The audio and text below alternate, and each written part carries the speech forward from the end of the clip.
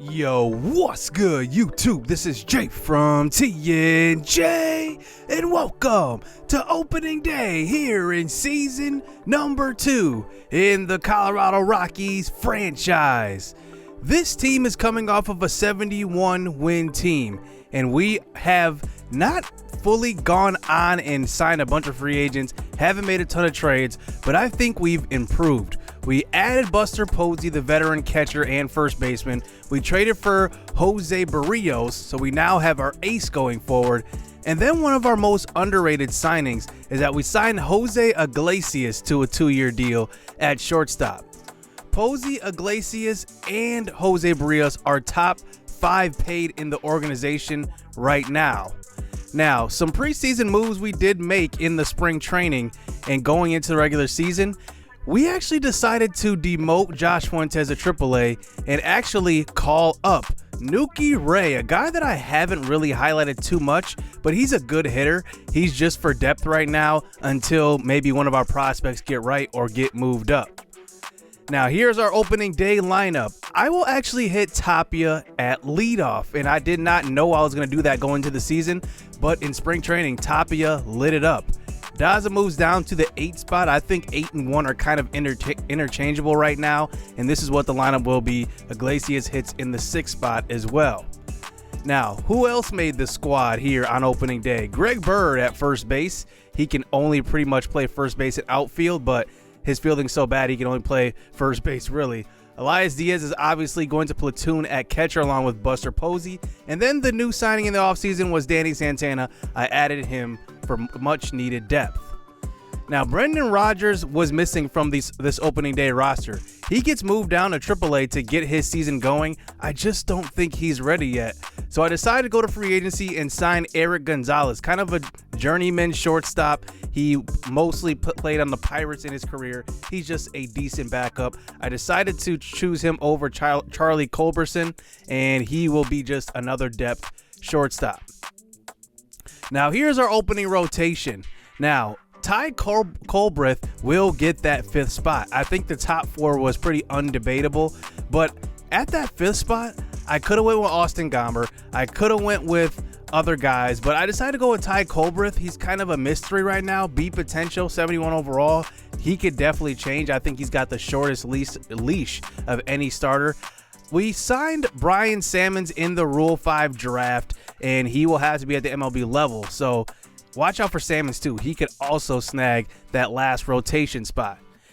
Yencio Monte is a guy I kept down last year, but in a shortened season in 2020, due to COVID, he had a 112 whip, which was actually really good. I wanted to leave him down in the minors last year to kind of allow him to develop his skills a little more, but he very much developed minimally.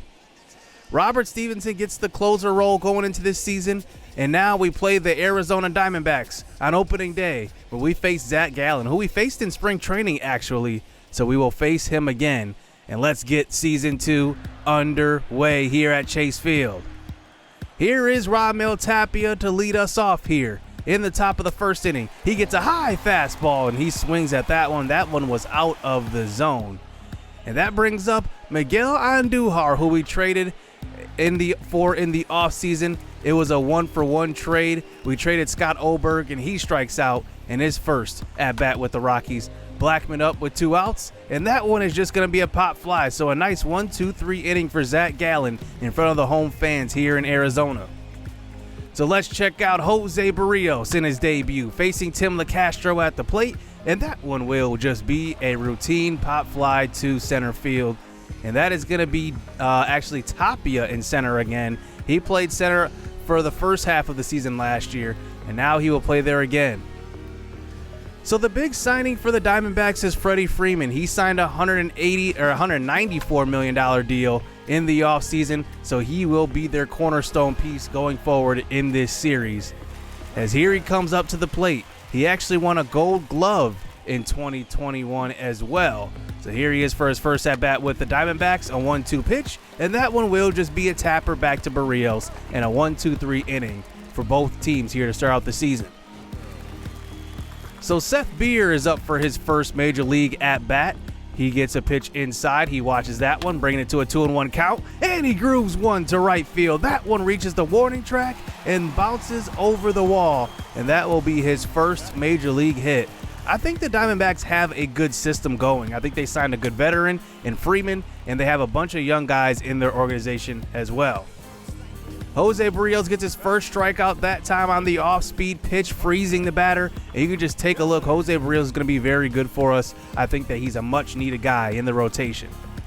Carson Kelly up to the plate here in the 7th hole. He hits one hard up the middle. That one gets to the outfield. Tapia comes up throwing. Will the throw be on line? It won't. He had the arm strength, but the accuracy just was not there. And that's a reason why we talk about bringing in arms in the outfield, because that happens way too much. 1-run game here for the Diamondbacks here in the 2nd inning, and the next batter comes up, and it's a pop fly that time to Daza. So we get out of the 2nd inning on to the top of the 3rd. Here is Jose Berrios helping himself out at the plate, and he gets going with a lead-off single with 1 out. And now that brings up Tapia, as let's see what happens here at the plate. 2-2 count. This is an inside pitch, and Tapia just gets some wood on it, but it looks like it might be trouble. And the center fielder just gives up on it. Tim LeCastro that's actually Ketel Marte out in center field, and he just watches that one drop. I'm not sure what happened on that play. Maybe miscommunication between the outfielders. That brings up Miguel Anduhar here for his 2nd at-bat. He does bloop one to right field, but it's just going to hang up there a little too long. As that brings up Charlie Blackman. Let's see if he can come through with a man in scoring position. 3-2 count. The runners are on the move, and he grooves one to right field. That one's got carry, and it's off the wall. 2 runs will come in, and the Rockies take the 2-1 lead here on opening day. How about Blackman? If I had to predict it right now, I think he's going to lead our team in average for the 2nd straight season, maybe even every season he's going to be on this team. He's got 2 years left on his deal, including this one. So I think that I'm going to probably sign him for life. I think he's a lifer here with the Rockies.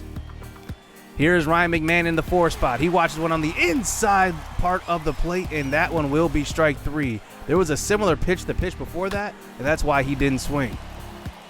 Up comes Jose Iglesias, a guy that I've talked about as being one of the most underrated signings on the team, mainly because he's never really got his shot to be a full-time shortstop. I'm going to give that to him. We signed him to a 2-year, about $17 million a year. That brings up Garrett Hampson to the plate, and they do get the double play there on the ground out. As now we move on to the bottom of the 4th inning. Here is David Peralta at the plate, and that one is gone over the right field wall. Only 352 feet to right field, and it sneaks over that short wall. And that was just absolutely tattooed, but only 352. That barely made it over the wall. So a 2-2 game here going into the top of the 5th inning. Here's Raimel Tapia with the top of the order at the plate. And we get a leadoff man on first base. Hopefully Miguel Anduhar can come through now. 0 for 2. Off-speed pitch. He goes with it, but it's just a ground out to second. And that one will still be a tie ball game as we head into the middle innings. On to the bottom of the 5th inning. This time, Jose Berrios gives up a deep fly. That one is off the warning track. Tapia plays it off the wall and throws it to third. But look at this off throw. I'm talking about the accuracy again. That probably should have been thrown to the cutoff man, but nonetheless, that was an inaccurate throw. So now they have a man on third base here and no outs in this inning, as that brings in Christian Walker to pinch hit, and a base hit up the middle scores another one. It's a 3-2 game here for the Diamondbacks, and they take the lead at home. Jose Berrios hasn't given up many hits, but timely hitting for Arizona, as that brings up Freddie Freeman up to the plate, and that is just a pop fly to right field, and that one will be caught by Daza. So heading into the top of the 7th inning, now down by 1 run. It's a 1-run game, 3-2. Here is a shot up the middle, and that is another base hit by Iglesias. One thing I definitely wanted to do in the offseason was add to our lineup in the bottom half of the order, and I think Iglesias is definitely going to give us a great bat down there. If I had to predict, I'm going to say he's going to have the 2nd best average this year behind Blackman. That brings up Garrett Hampson now as they bring in a new pitcher. That's Chris Davinsky out of the bullpen. Ground ball to third, and another double play ball hit by Hampson. And now it is a 3-2 game going into the bottom of the 7th. Jacob Junis into the game now with a man on second base. He gives up a hit to left field, and that one will hold the runner, Charlie Blackman. Nice throw home. But now they have men on the corners. Let's see if we can get a double play ball. That brings up Tim LeCastro. We get it right here. Ground ball to short, to second, to first, and not in time. The runner comes across the plate. It's now a 4-2 game here for Arizona. And now that brings up Ketel Marte, center fielder, who hits one to center field, right to Tapia. And that one will get us out of this inning. But can our offense come through in this one in the late innings? That brings us to the top of the 9th inning. Charlie Blackman 1 for 3 up to this point, facing Nick Frey, as that one will be high out of the zone, and this one will be an off-speed pitch, and Charlie Blackman gets some good one on it, but it's going to be a pop fly to center field. 1 out here to start the 9th. Ryan McMahon up to the plate. He has an off-speed pitch over the middle, and that one will just be a ground ball.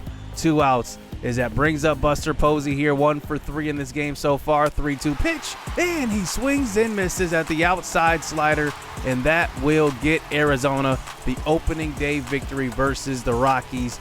And this was a game that pretty much was back and forth with our aces, and Jose Berrios ended up giving up 7 hits. All 7 in this game he gave up, and that one will be a loss chalked up for him. 4 earned runs as well, and he walked 1 guy. In the second game of this 4-game set, we actually do beat Arizona 11-7. But now we hop into the 3rd game. Miguel Anduhar comes up to the plate here in the top of the 9th inning. No outs, down by 1 run. Let's see what we can do here with the man in scoring position. But Anduhar has quite the at-bat in this one. This is going to be a long at-bat. He fouls one off. Inside curveball. He watches that one. 1 down the line. He fouls that one off. 2-2 count. Fouls one off into the right field bleachers. Fouls another one off. Fouls another one off. How about one more? Nope. Let's keep going. 3-2 count. Keeping this at-bat alive. And you can just see, this is what I love about Anduhar. He has the excellent vision to be allowed to do that.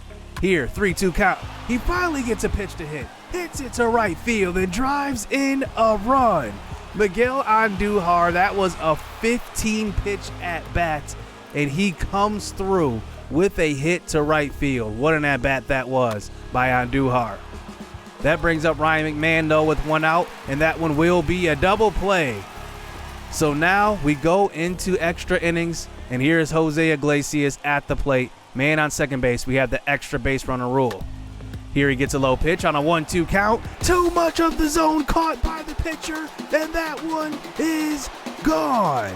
Jose Iglesias, the new signing at shortstop. We signed him because we did not think that Brendan Rodgers would be ready, and Jose Iglesias already impressing early, has the home run in extras in the 10th inning, and that one will do it.